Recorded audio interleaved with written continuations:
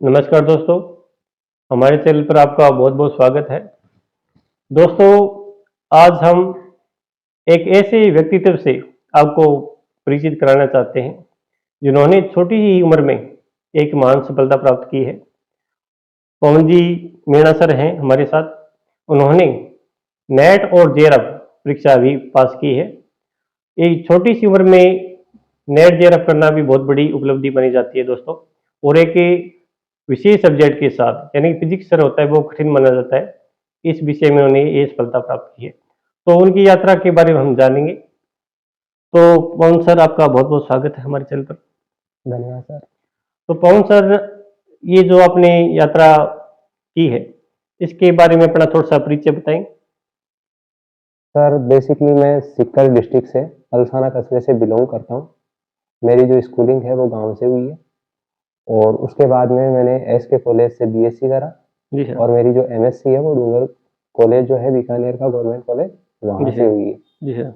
तो नेट की तैयारी के लिए मैं previous year MSc previous year में ही साथ में ओल्ड क्वेश्चन पेपर देखना, सिलेबस क्या है, किस तरीके के क्वेश्चन आते हैं, ये जी सारी सर। चीज़ें मैं करने लग गया था। तो उस टाइमिंग 9 साल बाद में यूनिवर्सिटी ने सेट का पेपर भी करवाया था। जी सर। तो पहले पेपर में मेरे जो नंबर हैं वो 40 नंबर मतलब 42 नंबर आए थे टोटल। तो 40-42 नंबर आने के बाद में भी मैं नर्वस नहीं हुआ।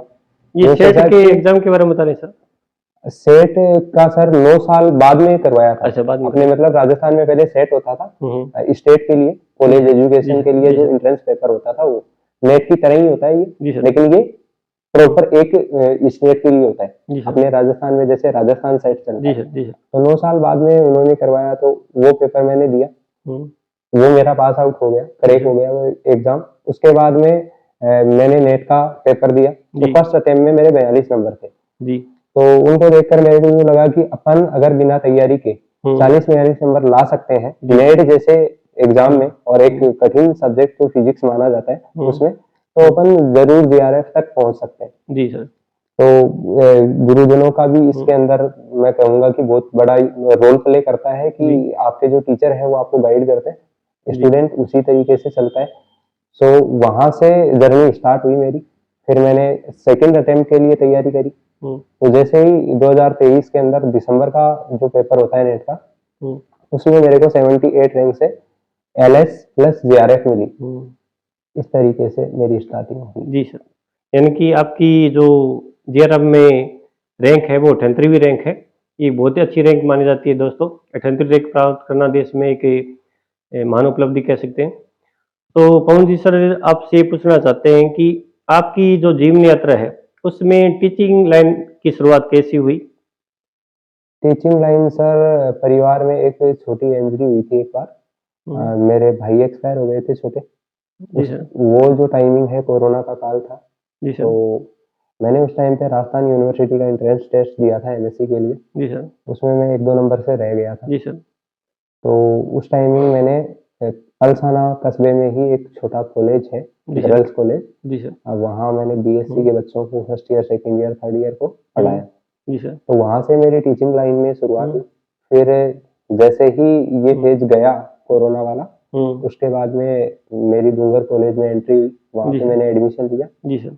तो यहाँ भी मैं जैसे एमएससी कर रहा था तो उसके साथ में बीएससी और एमएससी की जो भी कोचिंगें हैं, हम्म। जैसे सिटी में बेसिकली कोचिंगें मिल जाती है। जी सर। सो वहाँ पे भी मैंने कॉलेज के बच्चों को हम्म। कंटिन्यूअसली पढ़ाना जारी रखा। जी सर। तो इस तरीके से मेरी टीचिंग की शुरुआत रही। जी तो सर। मैं साथ में पढ़ता गया, साथ में मेरी डिग्री होती गई और साथ में मैं तैयारी भी करता रहा। यानी कि आपने जो टीचिंग कराई है हुँ। उसका फायदा आपको मिला भी है। तो सर, कई बार ये देखा जाता है कि बच्चे तैयारी करते हैं नेट जेआरएफ के लिए, हुँ, हुँ। वो मिसगाइड रहते हैं। उनको एक अच्छा स्रोत या किताबें मैटर वो देखते रहते हैं, उनको नहीं मिल पाता। उन बच्चों को आप क्या संदेश देना चाहते हैं कि किस प्रकार बच्चे वो नेट जेआरएफ की फिजिक्स सब्जेक्ट के साथ तैयारी करें? पहली बात तो ये है सर कि ये कभी भी नहीं सोचना चाहिए कि सेल्फ स्टडी नहीं कर सकते, क्योंकि बहुत से बच्चे ऐसे होते हैं जो सेल्फ स्टडी करके भी बहुत अच्छी रैंक के साथ में जेआरएफ वगैरह क्लियर कर लेते हैं। जी सर। तो सेल्फ स्टडी आप अगर करने के इच्छुक हो, तो हम्म। आप कर सकते हो। हम्म। और अगर सेल्फ स्टडी से नहीं हो रहा है कुछ, तो जी आप सर। यूँ कर सकते हो उसमें ऐड कर लीजिए कि भी अपन साथ में कोचिंग ले लें। जी सर। और कोचिंग लेने से कोई ये तो है नहीं सर कि नुकसान हो रहा है, क्योंकि अपन कोचिंग करते हैं तो अपना ये रहता है कि बच्चा तैयारी तो कर लेगा सेल्फ, लेकिन कई बार डिमोटिवेट हो जाता है जी सर। और कई बार ये होता है कि प्रॉपर गाइडेंस न होने की वजह से उसको क्या तो छोड़ना है और क्या पढ़ना है ये उसको पता नहीं पता नहीं होता, तो इस वजह से वो अपने गोल तक नहीं पहुंच पाता। तो इसलिए अगर अपन कोचिंग कर लेते हैं तो अपन प्रॉपर तैयारी करेंगे कि अपना पेपर पैटर्न कैसा है, कहाँ से क्वेश्चन आने की संभावना है, तो थोड़ा इजी वे में वो एग्जाम क्लियर हो जाता है। क्लियर हो जाने के बाद में उनको दिक्कत नहीं होती और इजी वे में एग्जाम भी निकल जाता है और टीचर भी उनको मार्गदर्शन दे देते हैं। हाँ, वो चीज है मिल पाता है। मेन चीज। लेकिन कई बच्चे ऐसे भी होते हैं वो सेल्फ स्टडी भी करते हैं, अच्छे नंबर लेके आते हैं, लेकिन वो डिपेंड उन पर करता है कि वो किस पर वो अपनी हाँ, वो सेल्फ पे ही डिपेंड करता है सर। तो सर आगे क्या कुछ आपने सोचा है भविष्य के बारे में, या क्या कुछ प्लानिंग बनाई है आपने? सर मेरा तो टीचिंग लाइन से शुरू से ही रुझान है, तो मेरी प्लानिंग ये है कि पीएचडी में ज्वाइन करूंगा और असिस्टेंट प्रोफेसर में अप्लाई करूंगा मैं, तो जैसे ही मेरा हो जाता है उसमें प्रोफेसर लाइन में, तो उसके बाद में साथ में रिसर्च वर्क चालू रहेगा और साथ में अपनी जॉब करते रहेंगे, तो असिस्टेंट प्रोफेसर में जाने का सपना है मेरा। ये भी पोस्ट बहुत अच्छी मानी जाती है सर, असिस्टेंट प्रोफेसर आसाम में। तो हमारी शुभकामनाएं आपके साथ है सर। धन्यवाद सर। तो हमें थोड़ा समय देने के लिए आपका बहुत बहुत धन्यवाद।